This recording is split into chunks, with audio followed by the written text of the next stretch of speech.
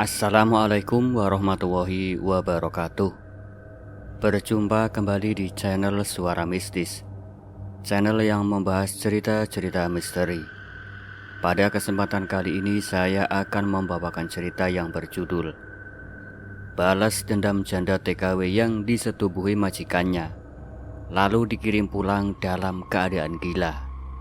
Nah, kira-kira seperti apakah alur cerita selengkapnya? Namun sebelum kita masuk ke ceritanya, buat kalian yang belum subscribe channel Suara Mistis, jangan lupa di subscribe terlebih dahulu. Jangan lupa like dan komen, dan nyalakan lonceng notifikasinya agar kalian tidak ketinggalan di cerita-cerita terbaru dari kami. Nah, biar kalian tidak penasaran dengan alur cerita selengkapnya, tidak usah lama-lama lagi, kita langsung masuk saja ke ceritanya. Ini dia Suara Mistis.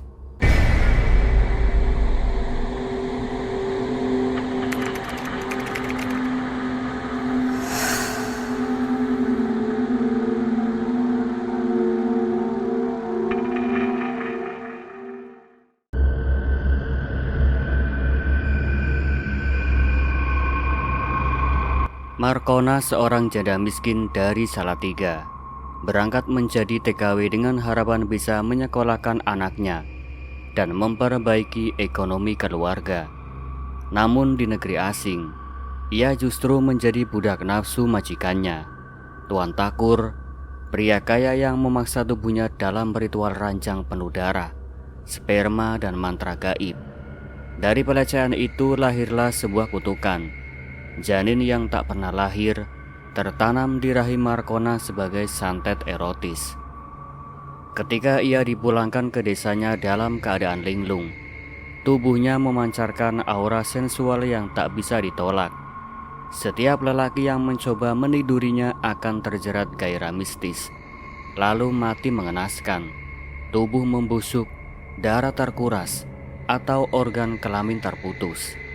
Desa menjadi kacau, perselingkuhan terkuak, rumah tangga menjadi porak-poranda, dan para lelaki berebut sekaligus takut pada Markona. Ia sendiri terjebak di antara trauma, kenikmatan gelap, dan dendam yang tak bisa ia kendalikan. Akhirnya Markona berubah menjadi simbol kematian erotis, wanita yang tubuhnya adalah altar gaib balas dendam. Sebelum kita lanjutkan kisah yang akan membuat bulu kuduk merinding malam ini, silakan absen dulu di kolom komentar dari mana Anda menonton, dan jangan lupa tekan subscribe serta nyalakan lonceng notifikasinya agar setiap kisah baru dari Suara Mistis tidak terlewatkan. Dari hati yang tulus, saya mendoakan semoga rezeki Anda semakin luas, segala urusan dimudahkan, dan tambah umur dan penuh berkah, dan kelak kita semua dikumpulkan di surganya. Amin. Nah, ini dia ceritanya. Markona memulai segala sesuatu dengan hitung-hitungan yang sangat sederhana. Biaya sekolah anaknya, uang kontrakan, beras untuk sebulan, dan sisa sedikit untuk berobat bapaknya yang sering sesak napas. Ia menumpuk angan seperti menumpuk pakaian di karung, asal muat, asal bisa dibawa jalan. Ketika tetangga bilang ada jalur cepat menjadi TKW, pikirannya tidak berbelok kemana-mana. Ia hanya melihat angka-angka yang akhirnya mungkin seimbang. Maka ia menandatangani berkas tanpa paham bahasa yang tercetak, memakai hijab yang paling rapi, merangkul anaknya yang masih kecil, dan berangkat dari Salatiga seperti daun kering yang dilepas angin dari rantainya. Di bandara, ia merasa kecil dan asing. Suara pengumuman serupa doa yang tidak ia kenali. Ia duduk terdiam, tangan memegang paspor baru yang mengkilat, dan berjanji dalam hatinya bahwa semua ini hanya sementara. Ibu akan cepat pulang, Duk. Begitu ia menyampaikan pada anaknya sebelum berangkat, menahan air mata. Kita akan beli kasur baru ya.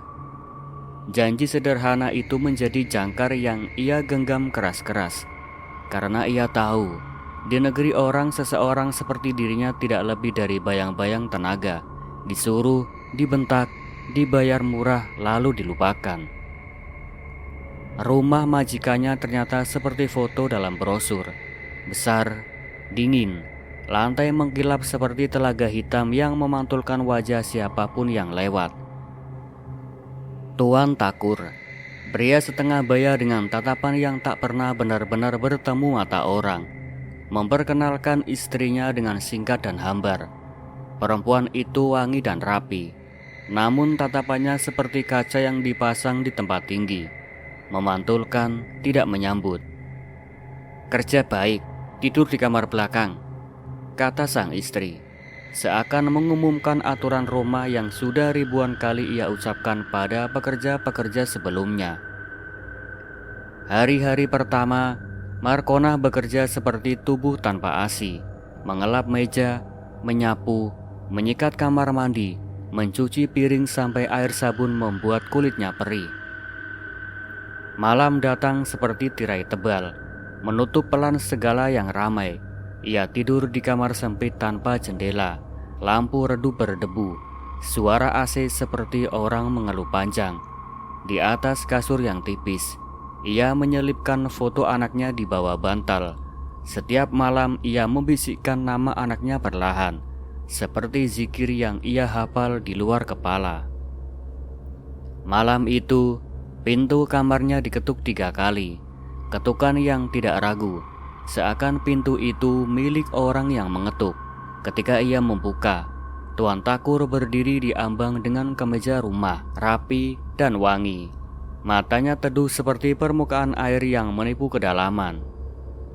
"Ikut," katanya singkat, lalu berbalik tanpa menunggu jawaban.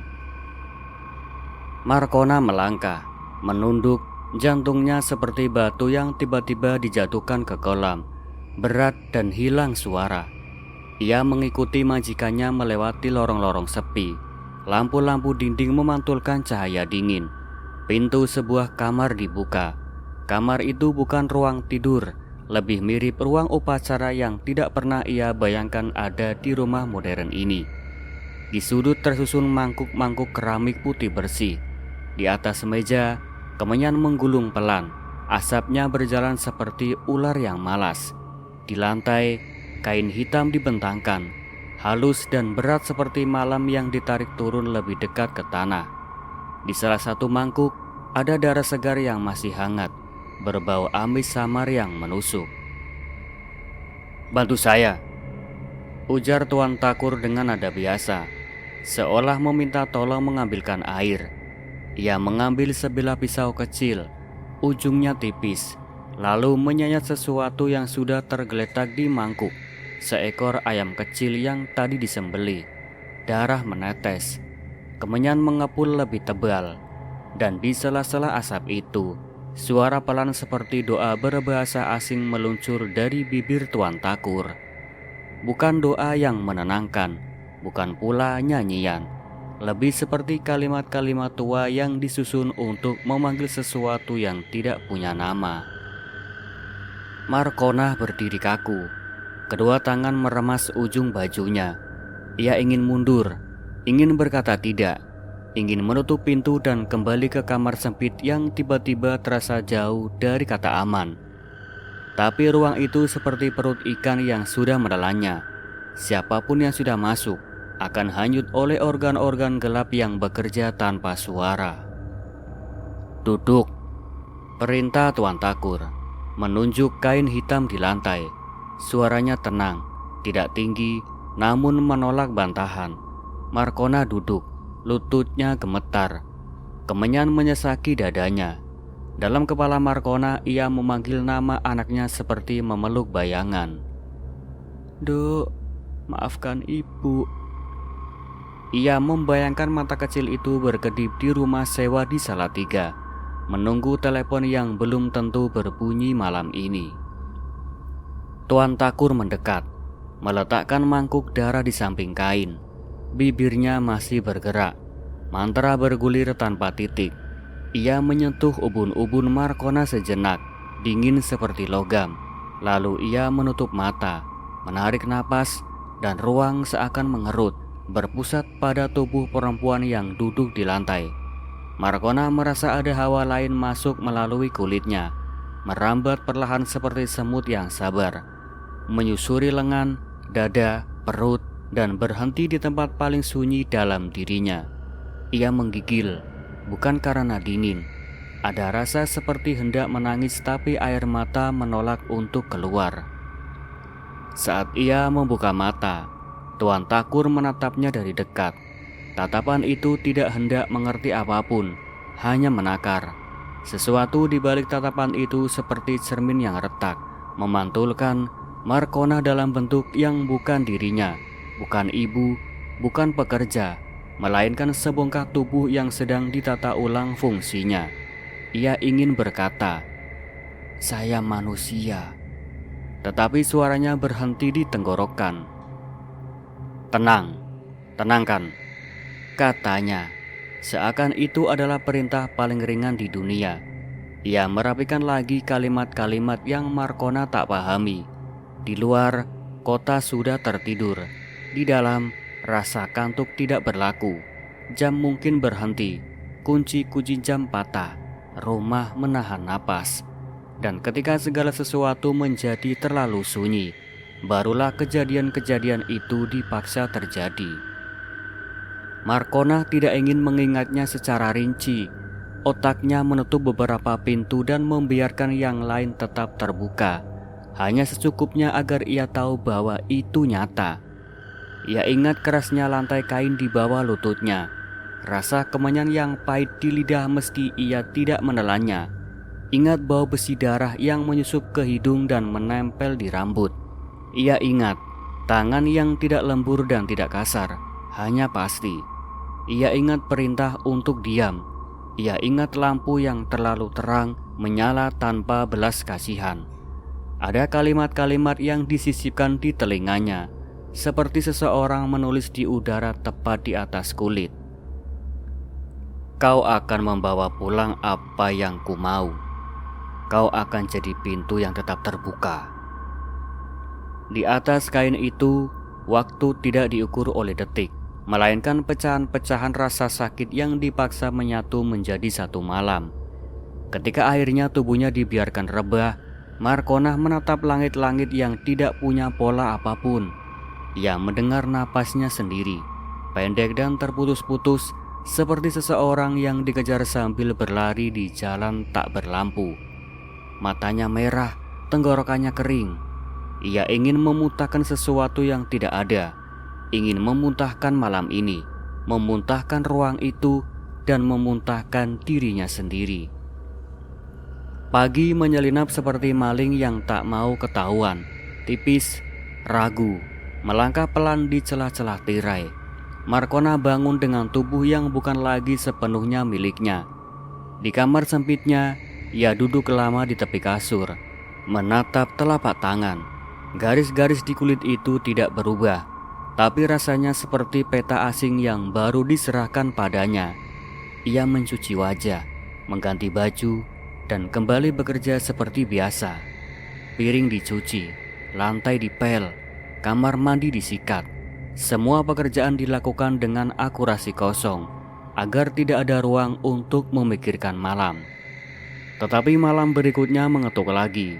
3 kali, pintu dibuka, lorong ditempuh, kamar ritual yang sama, kemenyan, mangkuk, kain hitam, suara yang tidak ada makna baginya, tangan yang memberi perintah pada tubuhnya seperti orang menyuruh kursi dipindah atau jendela dibuka. Repetisi menjadi cara paling cepat untuk mengubah manusia menjadi benda. Dan Markona sambil memeluk nama anaknya di dalam kepala, ditekuk, diletakkan, dan dipasangi fungsi yang tidak ia pilih. Hari-hari menjelma halaman-halaman yang identik. Pagi bekerja, siang menahan kantuk, sore mendengar suara jalan, malam menghadapi pintu. Dalam keseragaman itulah ia mulai mendengar sesuatu yang lain, suara kecil yang tidak datang dari telinga. Bukan kata-kata, melainkan gerak lembut seperti riak di dalam perut. Mula-mula ia mengira itu lapar, lalu ia pikir itu adalah penyakit emah. Namun riak itu berbeda seperti isyarat, seperti kutukan jari mungil pada dinding yang sangat tipis. Kutukan yang tidak terdengar tapi terasa. Ia menaruh telapak tangannya di perut. Ada hangat yang tidak biasa, tidak sakit tapi juga tidak nyaman. Ada rasa seolah bagian dalam tubuhnya disusun ulang. Kursi-kursi dipindahkan, meja didekatkan dengan jendela, lampu diganti semua. Dilakukan oleh tangan yang tak terlihat. Ia menunduk, menghembuskan napas, dan untuk pertama kali sejak malam itu, ia benar-benar takut pada sesuatu yang tidak terlihat. Beberapa hari setelahnya, ia muntah, tiba-tiba tanpa sebab di sela mencuci piring. Ia meremas tepian bak cuci, menahan pusing, air mata spontan jatuh. Ia menghapusnya cepat-cepat, takut terlihat. Namun muntah kembali. Tubuhnya memberi pengumuman yang tidak bisa ia bantah. Ia menghitung tanggal terakhir datang bulan, mencoba mengingat, tetapi malam-malam itu seperti tinta tumpah di kalender. Semuanya begitu buram. Ia menunggu waktu tepat untuk berkata pada majikan perempuannya, berharap akan ada sesuatu yang manusiawi. "Saya mungkin hamil," ucapnya pelan, tidak berani menatap. Sunyi sebentar, kemudian senyum tipis yang tidak menyentuh mata. "Bekerjalah seperti biasa, nanti dicek," jawabnya. Kata dicek jatuh seperti batu kecil yang dilempar ke sumur dalam. Tak ada bunyi setelahnya. Malamnya, pintu kembali diketuk. Kali ini ruang terasa berbeda. Atau mungkin Markona yang berubah. Ketika kemenyan dinyalakan, asapnya seolah menjulur langsung ke perutnya. Suara mantra terdengar lebih jelas, menyusup seperti tali halus ke dalam tubuhnya. Ia menunduk, memeluk perutnya tanpa disadari. Di sela ketakutan yang kian menebal, ia menemukan bulir kecil harapan yang justru menyiksa. Andai benar hamil, mungkin Tuhan mengizinkannya menyimpan sesuatu yang bisa ia bawa pulang. Mungkin anaknya ini akan menjadi alasan untuk tetap bertahan. Harapan seperti itu betapapun kecil adalah cara tubuh menjaga diri dari patah. Tetapi saat ritual memuncak, di tengah mantra yang bagai tetesan air menembus batu, di atas kain hitam yang dingin, terjadi sesuatu yang tidak bisa dijelaskan oleh logika orang waras dan tidak sempat ditolak oleh logika orang gila. Perutnya mendenyut pelan, lalu semua rasa hangat itu bergerak seperti bayangan, seolah ada sesuatu yang bangun, memutar, dan mencari jalan. Markona menahan napas, memejam kedua tangan dan menekan perutnya. Air mata mengalir tanpa isak. Tuan Takur berhenti merapal sejenak, menatapnya, lalu melanjutkan dengan tekanan suara yang berbeda, lebih dalam, lebih rendah, seperti seseorang berbicara pada dasar sumur. Rasa hangat itu berpindah, bukan keluar melainkan ke tempat yang lebih sunyi lagi, ke ruang yang tidak pernah ia kenal ada, bukan rahim, bukan usus, bukan pula darah. Semacam rongga gelap yang baru terbentuk malam itu juga. Di tengah-tengah dirinya seperti ruangan kecil yang tiba-tiba dibangun di dalam rumah yang sudah lama ditinggali. Tidak pernah ada, namun kini jelas. Di rongga itu sesuatu menetap. Bukan janin, bukan udara. Lebih tepat disebut niat-niat yang diberi bentuk. Setelahnya, mualnya hilang. Denyut itu tidak lagi terasa sebagai kehidupan yang tumbuh, melainkan seperti mata yang selalu terbuka dari balik kulit dan berjaga-jaga. Markona berdiri dengan lutut yang lemah, menata kembali pakaiannya. Ia ingin bertanya, "Apa yang kau lakukan di dalam tubuhku?" Namun kepada siapa pertanyaan itu diajukan? Pada lelaki yang meramal, pada asap yang berputar, atau pada malam yang mengeras jadi dinding? Ia kembali ke kamar, duduk di lantai karena kasur terasa menolak. Foto anaknya dikeluarkan dari bawah bantal. Wajah kecil itu tersenyum, tak tahu apa-apa, tak perlu tahu. "Ibu pulang," bisiknya pada foto. Suara retak seperti kaca pecah yang disapu. "Ibu pulang bawa sesuatu, Nduk." Esok harinya ia memasak, ia menyapu, ia menjemur. Apa yang terjadi di malam-malam itu menjadi noda di bagian dalam panci. Tidak terlihat dari jauh, namun ketika disikat terasa kasar. Beberapa kali ia memegang perutnya tanpa sadar, kebiasaan ibu hamil. Namun yang ada di sana bukan bayi, melainkan sesuatu yang tidak bisa diberi nama. Jika ia nekat menyebutnya, mungkin ia akan memanggilnya sebagai hitam yang diam. Hitam itu tidak menuntut makan, tidak membuatnya pusing, tidak membuatnya letih. Ia hanya ada, seperti tatapan pada cermin di ruangan yang gelap. Dan pada suatu malam, ketika kutukan 3 kali kembali datang, Markona tidak lagi berdoa agar pintu itu tidak terbuka. Ia berdiri, merapikan jilbabnya, lalu memutar gagang. Lorong tetap sama, lampu tetap sama, ruang ritual juga tetap sama. Kemenyan, mangkuk, kain hitam, suara yang tidak ada artinya. Tetapi dirinya telah berubah. Ia memasuki ruangan itu seperti seseorang yang dipaksa pulang ke rumah yang bukan rumahnya, membawa rahasia yang bahkan ia sendiri tidak ingin tahu. Ia duduk di atas kain. Ia menatap mangkuk darah, menatap asap. Ia tidak menangis. Di dalam tubuhnya hitam yang diam bergetar pelan, seolah menyambut panggilan. Malam itu Markona mengerti bahwa ada janji yang bukan diucapkan oleh mulutnya, namun diikat pada dagingnya. Ia mengerti bahwa ketika kelak ia pulang ke desanya, ia tidak pulang sendirian. Sesuatu akan ikut, menempel seperti bayang yang telaten, setia karena diciptakan untuk satu tujuan. Ketika ritual selesai, Tuan Takur merapikan lengannya, mematikan kemenyan dan berkata datar, "Kau akan baik-baik saja." Kalimat itu tidak punya niat menenangkan. Ia lebih mirip gembok yang diklik menutup. Markona mengangguk. Ia kembali ke kamar kecilnya, menutup pintu. Ia memegang perut sebentar, lalu menatap langit-langit. Di titik itu, ia belum tahu bahwa bukan hanya ia yang berubah. Dunia kecil yang akan menyambutnya pun akan ikut digerakkan oleh sesuatu yang berdiam di rahim tanpa wujudnya. Bukan bayi, bukan kosong, melainkan jejak-jejak yang kelak mencari rumahnya sendiri di tubuh-tubuh lelaki yang berani menyentuhnya. Malam terdiam, AC menderu, foto kecil di bawah bantal memerah oleh lampu redup. Dan Markona di negeri orang, untuk pertama kalinya merasakan bahwa tubuhnya telah menjadi pintu. Ia tidak tahu siapa yang berdiri di ambangnya.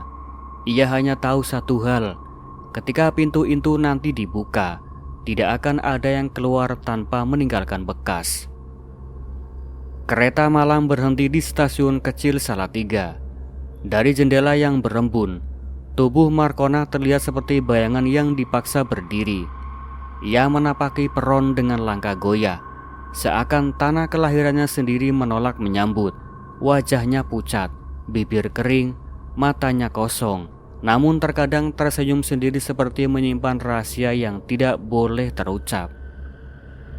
"Kasihan ya, pulang-pulang sudah gila," bisik seseorang perempuan di belakang. "Pasti diguna-guna sama majikannya," sahut yang lain.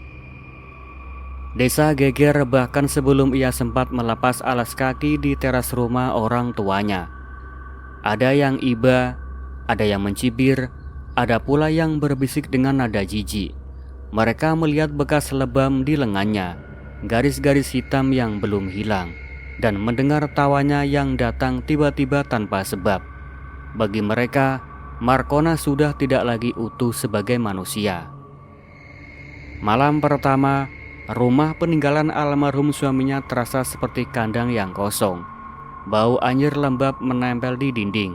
Markona duduk di tikar usang, menatap foto anaknya yang kini diasuh saudara jauh. Tubuhnya gemetar, bukan karena dingin, Tapi karena sesuatu yang berdenyut di dalam, energi asing yang dulu ditanamkan Tuan Takur, denyut itu menuntut, mengusik, menggerakkan gairah yang bukan miliknya. "Aku, apa yang sudah mereka taruh di tubuhku?" bisiknya sendiri, jemari sambil meraba perutnya. Ketika bulan naik tinggi, suara langkah lelaki terdengar di luar. Suparman, tetangga sebelah, duda kesepian yang matanya lama menatap jendela rumah Markona sejak sore. Ia kemudian mengetuk pintu pelan. "Kona, kau baik-baik saja?" Markona tidak menjawab, hanya tersenyum samar. Senyum yang mengundang sekaligus mengerikan. Suparman masuk, duduk di dekatnya. Aroma tubuh lelaki desa bercampur keringat menyusup ke hidung. Ada jeda panjang, lalu ia berbisik dengan ragu. Kau butuh teman, Kona." Markona menunduk, dadanya naik turun. Hasrat itu bergetar seperti gelombang yang tidak bisa ditolak. Ia mengangkat wajah, matanya basah, suaranya nyaris patah. "Tolong aku, jangan biarkan aku sendiri." Ciuman pertama bukan ciuman yang lembut. Itu adalah benturan dua kesepian, dua luka yang saling mencari pelarian. Napas mereka berat. Tangan Suparman gemetar saat menyentuh kulit yang panas bagai terbakar. Markona merasakan sesuatu yang asing menguasai tubuhnya. Setiap perebaan merupakan menjadi percikan api yang bukan milik dirinya. "Aku ingin mati di sini, Kona," desah Suparman. Suaranya patah, seperti seseorang yang rela tenggelam dalam lautan hitam. Markona menutup matanya. Ada rasa nikmat yang menjelma padang cek-cek. Ada rasa nikmat yang menjelma pedang bermata dua, mengoyak sekaligus memabukkan. Tubuhnya menjadi altar, ranjang usang berubah jadi ruang ritual. Setiap desahan terasa seperti mantra. Setiap gerakan adalah perintah gaib yang menjeret keduanya lebih dalam. Tapi di tengah puncak itu, sesuatu muncul. Suara tangis bayi yang samar, berbaur dengan desir darah di telinga. Markona menjerit, bukan karena sakit, melainkan karena tubuhnya seperti pintu yang dibuka paksa dari dalam. Suparman menggigil, tubuhnya menegang, kemudian matanya terbelalak. Pagi harinya, desa kembali gempar. Suparman ditemukan di biliknya. Tubuhnya pucat, zakarnya membusuk hitam, dan merembes keluar dari duburnya. Istrinya yang sudah almarhum seakan menatapnya dari dinding. Tapi kini ia hanya mayat yang gagal menutup mata. Warga berkerumun. Mereka berbisik-bisik membumbung seperti asap. "Itu penyakit setan. Markona yang bawa pulang. Lelaki siapapun yang mendekat pasti akan mati." Di dalam rumah, Markona duduk di tikar. Rambutnya acak-acakan, bibirnya masih basah oleh air mata. Namun wajahnya begitu tenang. Ia menatap jendela, tersenyum kecil, seakan mendengar bisikan yang hanya miliknya. "Aku tidak sendiri," katanya lirih. Di luar, suara gamelan dari hajatan tetangga terdengar samar. Tapi bagi Markona, malam itu belum selesai. Malam baru saja dimulai. Sejak kematian Suparman yang tak masuk akal, rumah Markona tidak pernah sepi dari bisik-bisik tetangga. Tetapi justru bisik-bisik itulah yang menjadi undangan terselubung. Malam-malam berikutnya, langkah kaki para lelaki terdengar di jalan tanah depan rumahnya. Ada yang mengetuk pelan, ada yang hanya berdiri lama di luar pagar.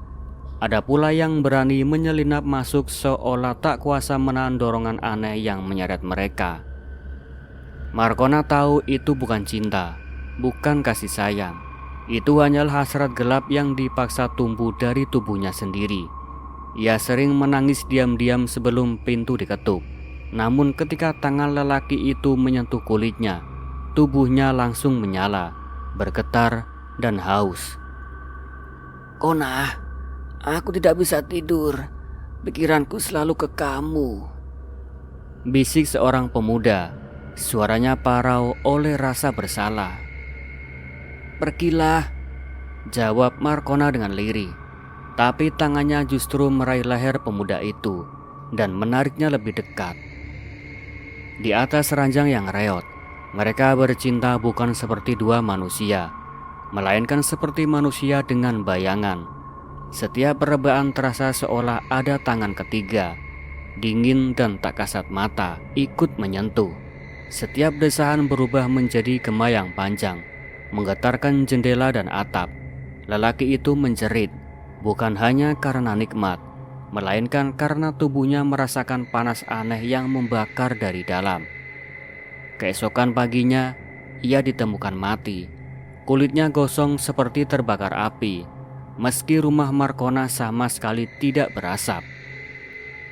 Lalu datang yang lain, seorang bapak beranak dua, datang dengan wajah penuh topeng ketenangan.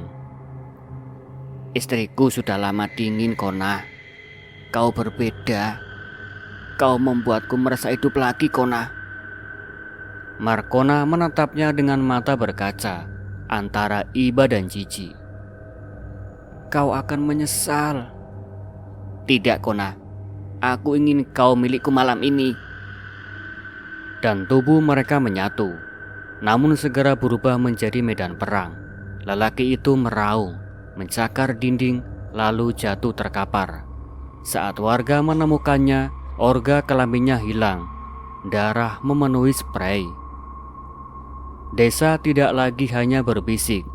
Istri-istri menangis, menjerit, dan menyumpahi Markona. Perempuan jalang, kau perusak rumah tangga. Kau bukan manusia, Kona. Kau itu jelmaan iblis. Anak-anak menangis ketika melihat ayah mereka tak pulang. Ada yang memaki ibunya karena tahu rahasia perselingkuhan terkuak dari mulut orang-orang. Di tengah semua itu, Markona duduk di teras rumahnya. Tubuhnya gemetar. Ia mendengar tuduhan, tapi tubuhnya masih haus. Ia merasa menjadi sumur yang terus dipaksa mengalirkan air, meski air itu beracun. Dalam sepi malam, ia berbicara pada dirinya sendiri. Aku ingin berhenti. Aku ingin kembali jadi ibu. Tapi mengapa setiap kulitku disentuh, aku merasa seperti terbakar oleh kenikmatan yang tidak bisa kutolak. Mengapa setelah itu mereka mati di pelukanku?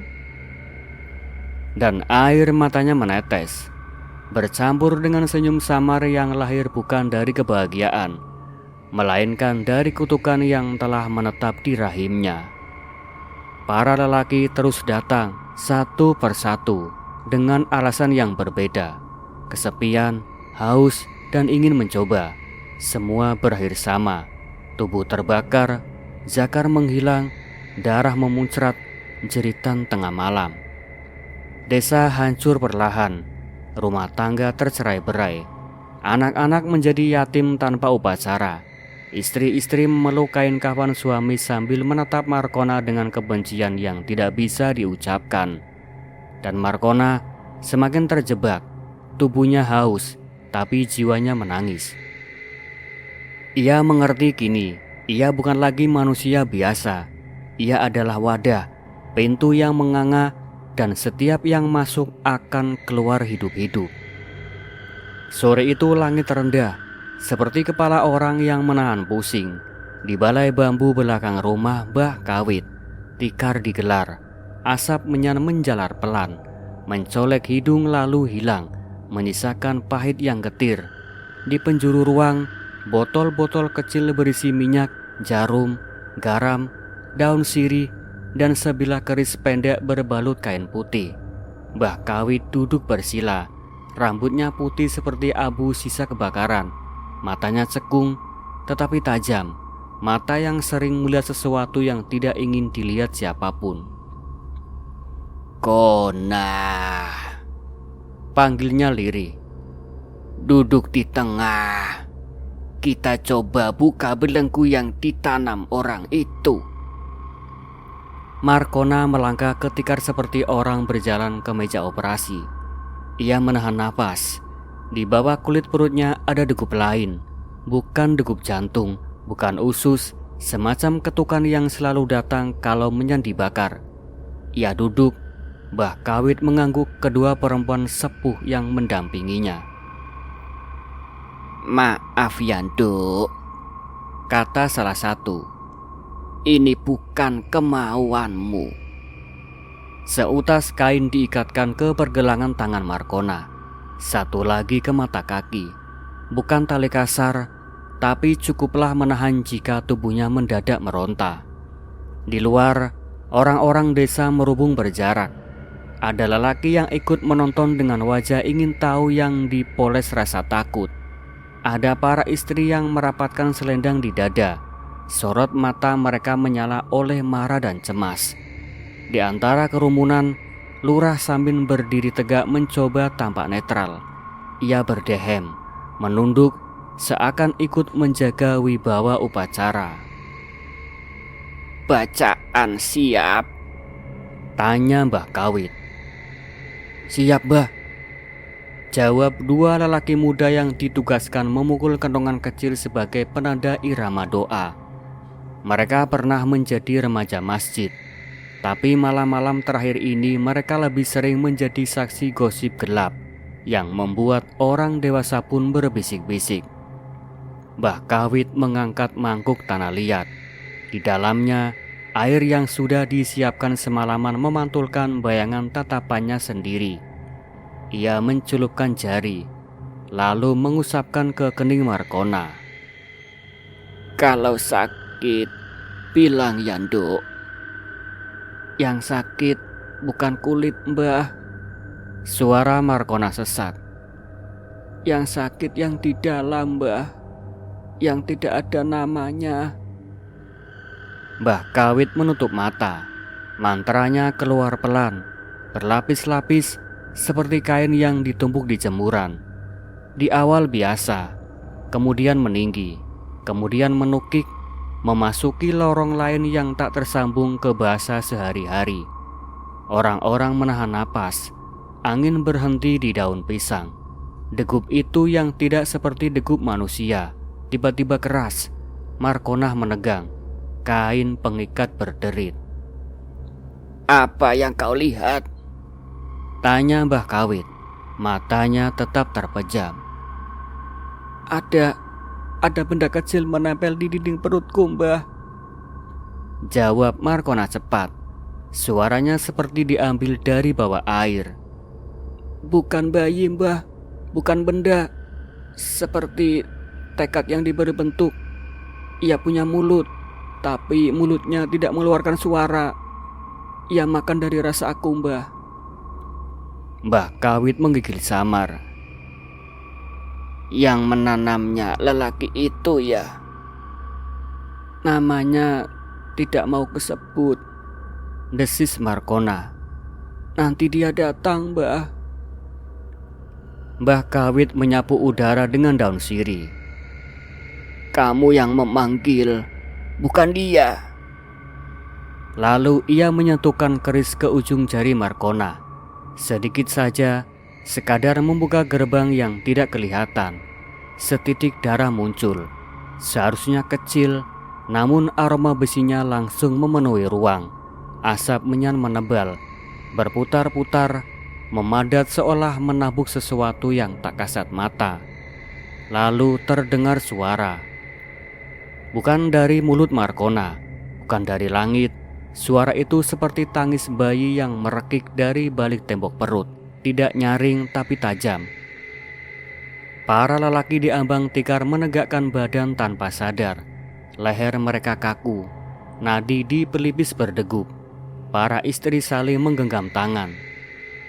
"Ditahan," gumam Mbah Kawit kepada kedua lelaki muda penjaga kentongan.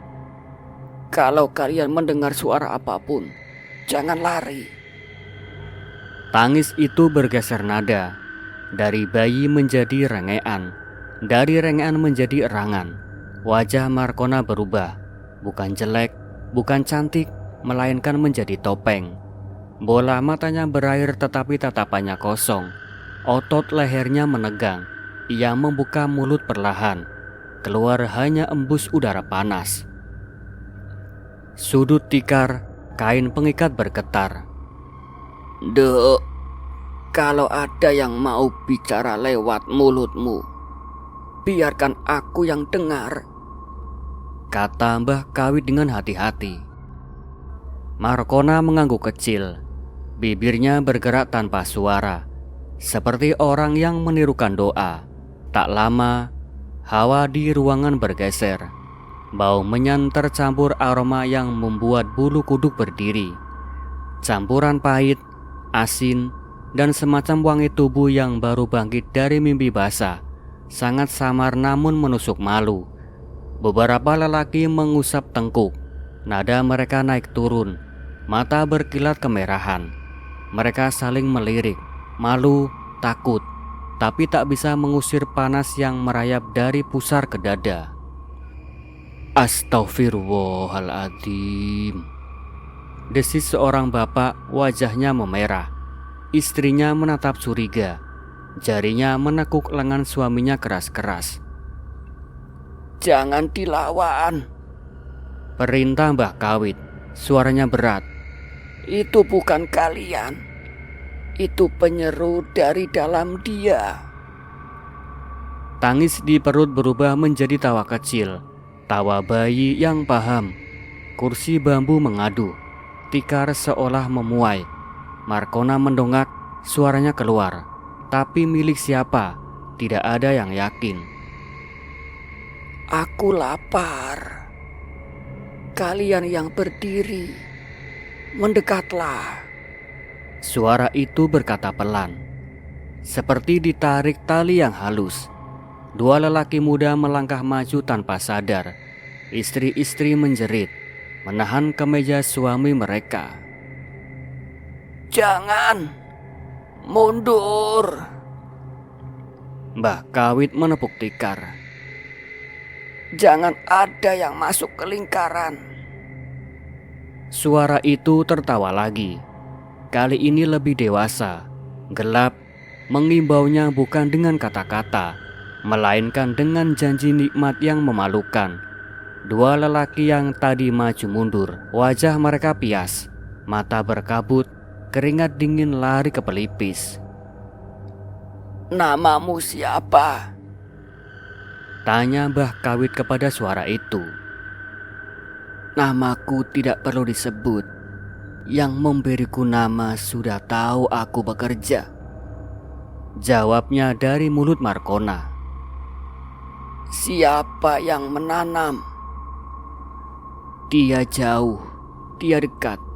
Dia ada di setiap tangan lelaki yang datang malam-malam. Markona menggeliat. Bukan gerak menggoda, lebih tepat gerak tubuh yang digerakkan. Kain pengikat menegang, seratnya berdecit. Para lelaki di ambang lingkar serempak menarik napas. Beberapa menunduk, malu pada diri sendiri, pada istri yang memelototi, pada Tuhan yang tahu isi kepala mereka. Tapi panas itu tak mau padam. Bismillah. Mbah Kawit menambahkan bacaan lain, keras, seperti menyalakan lampu di ruangan yang disukai kegelapan. Ia mengambil garam, menggenggamnya, lalu meniupkan ke arah perut Markona. Sejenak, suara tawa berhenti. Ruangan menegang, kentongan berdentang pelan, mencari detak yang teratur. Nah, kira-kira apakah Mbah Kawit akan berhasil menyelamatkan Markona? Jika kalian penasaran dengan alur cerita selengkapnya, ikuti terus di channel Suara Mistis. Dan buat teman-teman yang belum subscribe, like, dan komen, jangan lupa di subscribe terlebih dahulu dan nyalakan lonceng notifikasinya agar kalian tidak ketinggalan di cerita-cerita terbaru dari kami. Akhir kata, saya pamit undur diri. Sekian, wassalamualaikum warahmatullahi wabarakatuh.